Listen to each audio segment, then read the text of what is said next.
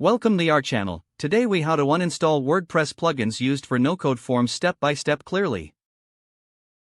To uninstall WordPress plugins used for no-code forms, begin by logging into your WordPress dashboard. From the dashboard, locate the menu on the left side of the screen. Click on Plugins to open the Plugins Management page. You will see a list of all the plugins currently installed on your site. Scroll through the list to find the no-code forms plugin you want to uninstall.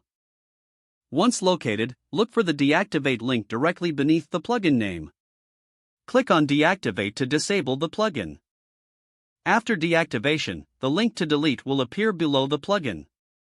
Click on the delete link to remove the plugin completely from your site. A confirmation message will appear, asking if you're sure you want to delete the plugin. Confirm the action to finalize the uninstallation process. Once deleted, the plugin will no longer appear in your list of installed plugins. For safety, revisit your site to ensure everything functions as expected. If you encounter any issues, troubleshoot or restore the plugin if necessary. That's how you uninstall WordPress plugins used for no-code forms step by step. If the page does not load, refresh the browser or try again in a private or incognito window. Make sure you are using the correct email address, then retype it carefully to avoid small typos. If your password is not accepted, use the reset option and create a new strong password you can remember.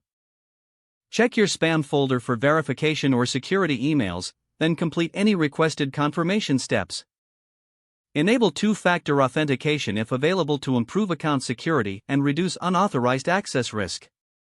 After signing in, review your profile details so your contact information and settings are accurate and current.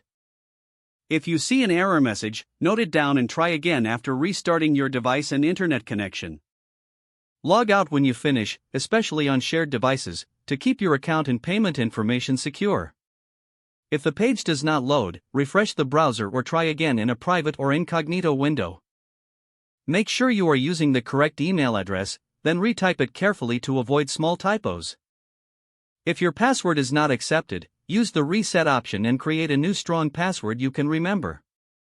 Check your spam folder for verification or security emails, then complete any requested confirmation steps. Enable two-factor authentication if available to improve account security and reduce unauthorized access risk.